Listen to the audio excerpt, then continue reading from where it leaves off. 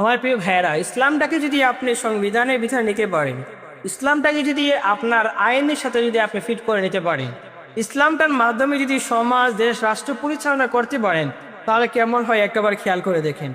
অথচ আজকে আমার দেশের ভিতরে এই যে রামিসাকে হত্যা করা হয়েছেন এবং দর্শন করা হয়েছেন, এই রামিসাকে শেষ করে দেওয়া হয়েছেন। অথচ আমাদের প্রধানমন্ত্রী তিনি আসছেন, স্বরাষ্ট্রমন্ত্রী তিনিও আসছেন, মাশাআল্লাহ আলহামদুলিল্লাহ, এটাকে আমরা এপ্রিসিয়েট জানাই। একজন প্রধানমন্ত্রী তিনি সুখী দুঃখী মূলত মানুষের পাশে দাঁড়াচ্ছেন, এটার জন্য আমরা মূলত তাকে ধন্যবাদ জানাই, শুকরিয়া তার প্রতি আমরা করি। তবে ওনার কাছে আমাদের হাম্বল একটা রিকোয়েস্ট থাকবে, আপনি ইসলামী শরিয়া অনুযায়ী এই রামিসার হত্যাকাণ্ডে যারা মূলত করেছেন তাদেরকে আপনি মূলত আদেশ করেন। আপনাকে সহজ করে দেওয়ার জন্য আমরা আরেকটু কথা বলি, ইসলাম আপনাকে কিভাবে আপনাকে আদেশ করার জন্য বলেছেন। আল্লাহ রাব্বুল আলামিন বলছেন, ওয়ামান লাম ইয়াহকুম বিমা আনজালাল্লাহু ফাউলাইকা হুমুল কাফিরুন, যারা আল্লাহর আইন দিয়ে সমাজ দেশ রাষ্ট্র মূলত পরিচালনা করবে না তারা হচ্ছে কাফের। মনে রাখতে হবে, আপনি মুমিন মানুষ, আপনি যদি মুমিন হতে চান আল্লাহর আইনটা মূলত বাস্তবায়ন করতে হবে।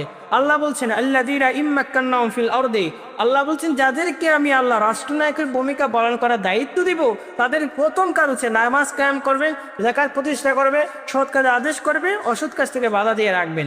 তো আপনার অর্পিত একটি বিধান, আপনার উপর অর্পিত একটি কাজ, সেটা হচ্ছে আপনি আল্লাহর আইন দিয়ে মূলত এই রামিসা হত্যার যে যারা মূলত করছেন তাদেরকে মূলত আপনি ফয়সালা দিতে হবে।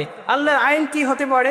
আল্লাহ রাব্বুল আলামিন কোরআন কারীমের ভিতরে স্পষ্ট ভাষায় সূরা নূরের ভিতরে বলেন, কোনো মানুষ যদি জিনা বিবিচার করে তাকে রজব মেরে দেন, বিবাহিত অবস্থায় যদি তাকে, সকল উলামায়ে কেরামগণ বলেন, ইমামুল আজম আবু হানিফা রহমাতুল্লাহ আলাই, শাফি রহমাতুল্লাহ আলাই, হাম্বলি রহমাতুল্লাহ আলাই, যত ইমাম আছে সকল ইমামদের ঐক্যমত পোষণ করেন এটাই, যে কোনো মানুষ যদি বিবাহিত অবস্থায় যদি জিনা বিবিচার করে তাকে রজব মেরে শেষ করে দিতে হবে এবং প্রকাশ্যে আল্লাহর আইনটা এটা প্রকাশ্যে করতে হবে। মানে পাশাপাশি একটা প্রতিবাদ আমরা এটা জানাতে পারি, আল্লাহর আইন হচ্ছে প্রকাশ্যে মূলত জিনা বিবিচার যদি করে, কোনো মানুষ যদি অন্যায় করে হত্যা যদি করে ফেলে তাকে প্রকাশ্যে হত্যা করে দিতে হবে। এটা হচ্ছে আল্লাহ সুবহানাহু ওয়া তাআলার আইন।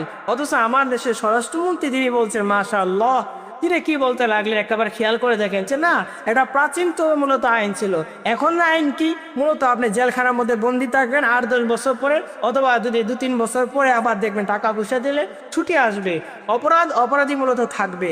তাহলে তো এটা হতে পারে না। আমরা এই রিকোয়েস্ট থাকবে এটা, যে ওনার এই কথাটা মূলত আপনি পরিবর্তন করে ফেলবেন, আল্লাহর আইনের বিপরীত হয়ে যায়। রব্বুল আলামিন বলছেন যে কোনো মানুষ যদি জিনা বিবিচার করে তাকে প্রকাশ্যে তার শাস্তি দিতে হবে। বিবাহিত অবস্থায় যদি কোনো মানুষ জিনা করে তাকে রজব মেরতে হবে, অবিবাহিত অবস্থায় যদি কোনো মানুষ জিনা বিবিচার করে তাকে 100টা বেতের আঘাত দিতে হবে, সেটাও মূলত প্রকাশ্যে দিতে হবে। আবার যদি জিনা বিবিচার করার পরে সাথে সাথে যদি কোনো মানুষ যদি মাশাআল্লাহ একটা মানুষকে হত্যা করে ফেলে, দর্শন করার পরে যদি আবার মানুষকে হত্যা করে ফেলে, তাহলে তার অবস্থানটা কেমন হবে? রাসূলুল্লাহ সাল্লাল্লাহু আলাইহি ওয়াসাল্লাম বলেন 3 শ্রেণীর মানুষকে আপনি হত্যা করা যাবে। নাম্বার 1, 1 নাম্বার আছে, পুরো মানুষ যদি হত্যা করে এই হত্যার বিনিময়ে হত্যা করা যাবে। মনে করেন আমি একজন মানুষকে হত্যা করে ফেললাম, তখন তার কাজ হচ্ছে যাকে আমি হত্যা করলাম তার বংশের মানুষগুলো আদালতের মধ্যে মামলা করবে, আর আদালতের ফয়সালা এটা হবে যে আমাকে প্রকাশ্যে এনে মূলত তাকে হত্যা করে দিতে হবে। অথচ আমরা যদি প্রকাশ্যে যদি একটা আইন যদি বাস্তবায়ন করতে পারতাম, একটা জিনাকারীর আইন যদি আমরা বাস্তবায়ন করতে পারতাম, একটা হত্যাকারীর আইন যদি বাস্তবায়ন করতে পারতাম, তাহলে এই সোনার বাংলাদেশের মধ্যে আলহামদুলিল্লাহ শান্তি মূলত কায়েম হয়ে যেত।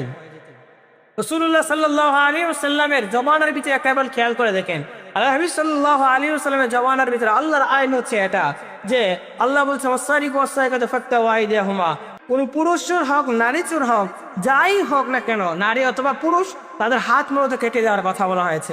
একটা মানুষ আপনার হাত কেটে ফেলে দেখবেন মাশাআল্লাহ দেশের মধ্যে দুর্নীতিবাজ থাকা যাবে না, দেশের মধ্যে দেখবেন সবাই মুমিন মুত্তাকিন হয়ে যাবে। তাই আমার হাম্বল রিকোয়েস্ট থাকবে, দেশের ভিতরে একটা আইন বাস্তবায়ন করেন। আমরা যদি বলি বাংলাদেশের মধ্যে এই যে রামিসার বাবার কথা যদি বলি, তিনি মাশাআল্লাহ বলেছিলেন যে আমি মূলত আমার মেয়ের যে ফাঁসির কথা আপনারা যে বলছেন সেটা আমি মূলত দাবি করি না। তিনি কতটা কষ্ট নিয়ে হলেও এই কথাটা বলেছে, একেবারে খেয়াল করে দেখেন। বাংলাদেশের ভিতরে আমাদের ব্রাহ্মণবাড়ির কথা বলি, মঈনা আক্তার মাশাআল্লাহ, শাহবাজপুরের কথা বলি মঈনা আক্তার, তাকে হত্যা করা হয়েছেন, মসজিদের ইমাম সাহেবকে জেলখানার মধ্যে বন্দি করে রাখা হয়েছেন। কে বা কারা করেছেন এখনো পর্যন্ত কোনো খোঁজ খবর পাওয়া যায় নাই। তো একেবারে খেয়াল করে দেখেন যে এই যে ময়না আক্তারের বিষয়টা মূলত দামাচাপা হয়ে গেছে, এটা কোনো খোঁজ খবর নাই। তারপরে আর কয়েকদিন পরে আরেকটা ইস্যু আসছেন, এমন বলে ইস্যু আস্তে আস্তে বর্তমানে একটা কয়েকদিন আগে মাশাআল্লাহ একটা ইস্যু চলেছিলেন, সেই ইস্যু হচ্ছে যে রাগ করলা কিনা বা এই ধরনের কথাবার্তা মূলত বলা হয়েছিলেন। এই ইস্যুর পরে আর একটা ইস্যু মূলত চলে আসে আমাদের রামিসা হত্যা। যদি বাংলাদেশের ভিতরে যদি এক একটা ইস্যুর পরে আর একটা ইস্যু আসে তাকে ভুলে যায়, তাহলে এটা মূলত শান্তি হতে পারে না। তো শান্তি যদি পেতে চান, যে ইস্যুটা মূলত সামনে আসবে সেটাই মূলত প্রকাশ্যে বাস্তবায়ন করতে হবে। যদি একটা মানুষকে প্রকাশ্যে যদি আল্লাহর আইন বাস্তবায়ন করা হয়, একটা মানুষকে যদি আল্লাহর বিধানের মাধ্যমে যদি এই শরিয়ার বিধান অনুযায়ী যদি আপনি যদি আইনটা বাস্তবায়ন করতে পারেন, মনে করবেন এই সোনার বাংলাদেশে শান্তি বুঝে পাওয়া যাবে। ভাই আমাদের সবাই শান্তি বুঝে পাওয়ার প্রয়োজন। শান্তি প্রত্যেকটা মানুষ চায়। এই প্রত্যেকটা মানুষ যদি শান্তি বুঝতে চায়, অবশ্যই আল্লাহর আইনের বিপরীত কোনো আইন হতে পারে না। আল্লাহর আইন হচ্ছে প্রকাশ্যে, আর আমাদের গণতন্ত্রের আইন হচ্ছে, আমার দেশের আইন হচ্ছে প্রকাশ্যে না বরং গোপনে। কয়েকদিন পরে ইস্যু আসবে, কয়েক লাখ টাকা দিয়ে দিবে, অপরাধী মুক্তি পেয়ে যাবে। এটা তো হতে পারে না। মুমিনদের কাজ, আমরা যারা মুমিন দাবি করে, আজ মুসলিম আমরা যারা দাবি করি, চলেন আমরা সবাই মিলে ঐক্যবদ্ধ হয়ে রামিসা হত্যার মূলত আমরা আন্দোলন করি। এই আন্দোলনটার মাধ্যমে যে মানুষটা মূলত আপনার অপরাধী হয়েছেন, সে মানুষটা যেন বাইতুল মুকাররমের মসজিদের সামনে এনে যেন তাকে প্রকাশ্যে মূলত তাকে যেন ফাঁসির মঞ্চে এনে যেন তাকে ফাঁসি দেওয়া হয়, সেই দাবি মূলত আমরা করি।